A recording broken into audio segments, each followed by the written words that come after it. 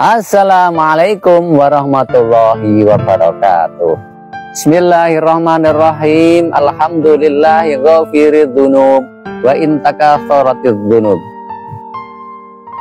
wa qabilit taubati liman yatub. Allahumma shalli wa sallim ala sayyidina Muhammadin tibil qulub wa ala alihi wa sahbihi minasyuruqi lal ghurub. Pada semuanya makhluk di jagat alam raya ini, semoga selalu mendapat rahmat dari Allah Subhanahu wa Ta'ala. Tadi membahas tentang bangun tidur, tahajud. Jika tidur dengan istri enggak masalah, yang penting menjaga adab-adabnya. Sekarang lanjut tentang sholat tahajud itu.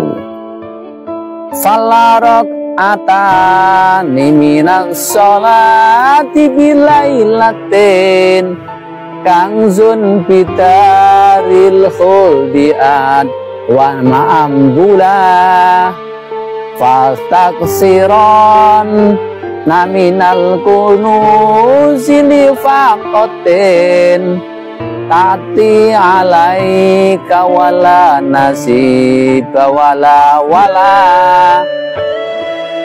falarok atani mengkayatini utawi rong rokaat minas sholati saking sholat bilailatin ing dalem sholat wengi kangzun iku minangka dadi gedhong bidaril khuldi ing desa kelanggengan adwama alekang luweh langgeng ambulatur luweh utama.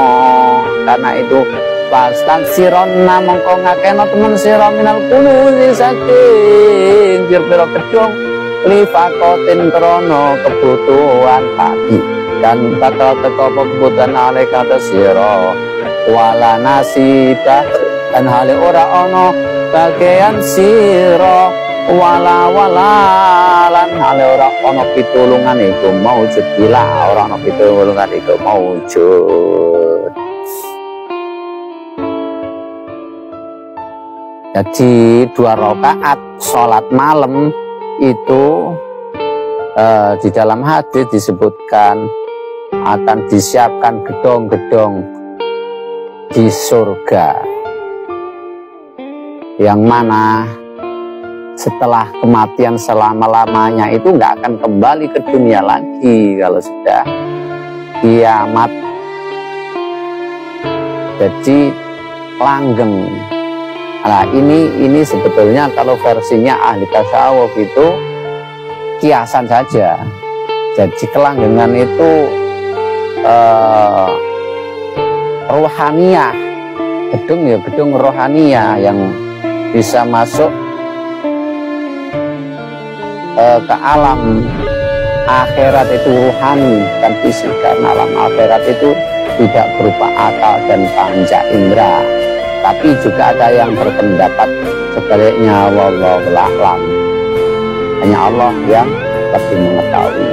Karena itu yang berpendapat bahwasanya akhirat itu dimensional rohani yang bisa ditembus pada saat kita hidup di dunia, maka ulama tasawuf dikatakan bisa menembus dunia ketika saat masih hidup. Rohaninya yang menembus akhirat, tapi fisiknya tetap di dunia. Karena ini sesungguhnya batasannya akal dan panca indera belaka. Di luar itulah itu akhirat atau istilah lain metafisik. Jadi di sini dianjurkan sholat tahajud supaya setelah meninggal itu yang bisa selama-lamanya tidak akan kembali ke dunia. Ada persiapan kita, diperbanyak sangu. Kalau kita merasa pergi dan lama kembali dan tidak akan kembali, pasti kita akan memperbanyak sangu. Sangu apa istilahnya? istilah sana bekal, bahasa Indonesia bekal, memperbanyak bekal biar nggak sampai kehabisan di jalan. Kalau perjalanannya jauh kehabisan bekal di jalan, ya matilah kita. Itu kalau kita masih berupa fisik. Dan tiada batasnya akhirat itu. Karena itu perlu kita siapkan bekal sebanyak-banyaknya sebelum meninggal. Sebagaimana Nabi juga diperintahkan untuk tahajud, wa minal laili fatahajjad bihi nafilatan lak. Wa minal laili, dan di sebagian malam fatahajjad mongko tahajud sira Muhammad. Perintah itu kepada Nabi Muhammad yang mendapat wahyu waktu itu. Nafilatan lak, sebagai tambahan bagi engkau, asa ayab asaka, semoga Tuhanmu membangunkan kamu, Rabbuka maqamam mahmuda, membangunkan dalam keadaan mendapatkan makom yang terpuji. Bangunlah di malam hari, kecuali waktu sedikit saja yang engkau bertidur. Qumil laila illa qalila nisfahu, separuhnya tidur, separuhnya malam. Awingkus, atau kurang dari separuhnya, sepertiga. Nisfahu awingkus, dibangun setengah malam atau sepertiga malam, atau bagaimana menurut kemampuan Anda. Dan setelah itu waratilil Qur'ana tartila, bacalah Quran dengan tartil. Itu dalam ayat Al-Quran yang lain yang bahas tentang tahajud. Lanjut. Wa yafutuha dabil katsiri minahtima mika wastigolika bituna mutaghafira wa hadisudun ya sumalawin walugot wa kadzabiti abil jawa rihi wamtala wa yafutulan poto pahada iki bangun malam bil kasiri kelan sebab akeh minah dimamika saking gawe gati sira wastigoli kalan tersibukkan iro iduna kelawan donya kang asor dibanding karo akhirat. Kalau kita penglihatan kita sekarang ini ketika di dunia itu yo bukan asor, bahkan penglihatan orang banyak.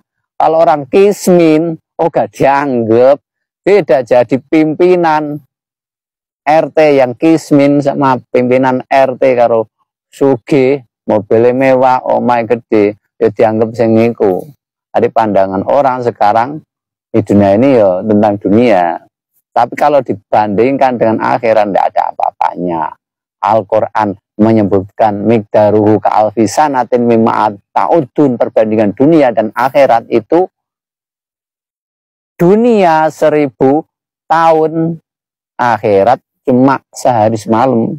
Jadi cuma perkiraan 3 jam lah. Tidak ada apa-apanya. Itu perbandingan waktu. Adapun perbandingan yang lain-lain, kenikmatannya dan lain sebagainya, siksanya, itu nggak ada apa-apanya. Berkali-kali lipat.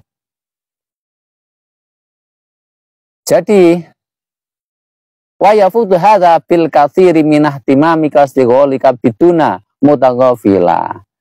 Bangun malam itu sulit kita lakukan jika kita siangnya banyak, kita susah ngurusi dunia dan sampai capek-capek ngurusi dunia, lupa terhadap persiapan-persiapan untuk bangun tidur, untuk kebutuhan rohani kita. Wa hadisud dunya. Yang kedua, tersibukan dunia, prihatin masalah dunia. Yang ketiga, wa hadisud dunya.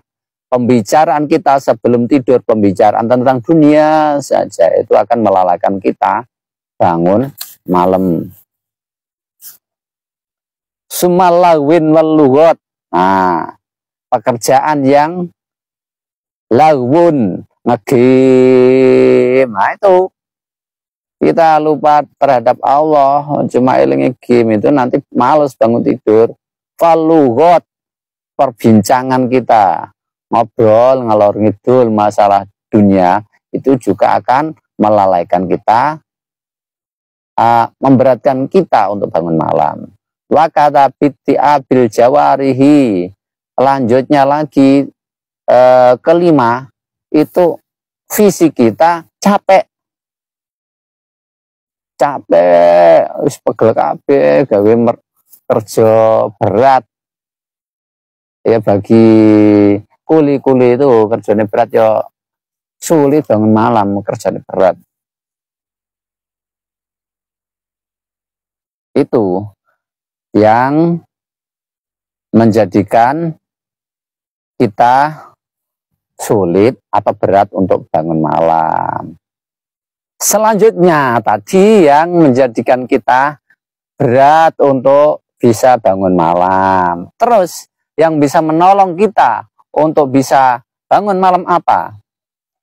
Wa yu'inu tajdidul wudu'i wa dzikruka qabla al-ghurubi musabbihan mustaqbila wa ibadatun bainal isya'i wa maghribi tarkun kalaman ba'da dzalika ghafila. Wa yu'inu lan mitulungi apa tajdidul wudu'i, nganyar-nganyari wudu. Makanya kita dianjurkan untuk selalu wudu jika batal wudu, biar kita mudah untuk ibadah, untuk bangun malam juga mudah, karena terjaga fisik kita dalam kesucian. Apalagi kita disuruh selalu kemana-mana minum, makan pakai air tawajuh, air yang sudah dizikirkan. Nah, itu menambah nur kita dan akan menolong kita untuk selalu terjaga dalam kebaikan. Memperbarui wudu, wa dzikrka qabla ghurub, sebelum matahari terbit kita zikir kepada Allah. Musabihan, zikir baca tasbih, subhanallah, subhanallah. Mustaqbilan, dan menghadap kiblat. Kalau kita kerja rewariwi dalam perjalanan belum nyampe rumah, gimana mau tasbih? Ya dalam mobil itu, dalam perjalanan. Makanya belajarlah ilmu rohani. Di dalam ilmu rohani kita diajari zikir kolbu, jadi nggak harus dengan mulut, rohaninya akan selalu zikir terus. Itu namanya zikir khafi, zikir yang tanpa mulut, tanpa suara, orang lain tidak mengetahui. Jadi tapi kolbu kita selalu berzikir Allah, Allah, la ilaha illallah, la ilaha illallah. Sulit cari ilmu itu. Yang ngajarkan siapa? Carilah. Lanjutnya wa ibadatun bainal isya'i wal maghribi. Waktu antara isya dan maghrib itu ibadah, bukan buat ngobrol aja, ngegame, ngurusi dunia. Usahakan untuk ibadah. Fokus muraqabah kepada Allah Subhanahu wa taala. Tarkun kalaman badzalika, setelah maghrib isya tidak membahas urusan dunia. Kalau membahas urusan akhirat tidak apa-apa, ngaji tidak apa-apa. Wo filan hale wong kang kalen. Banyaklah hadis-hadis yang menyatakan seperti itu. Ya, hadis seperti itu nanti bisa dibahas di Ihya-nya Imam Ghazali, di Al-Qarnawawi, dan lain sebagainya. Sementara sekian, wallahul hadi ila syubulir rasyad. Assalamualaikum warahmatullahi wabarakatuh.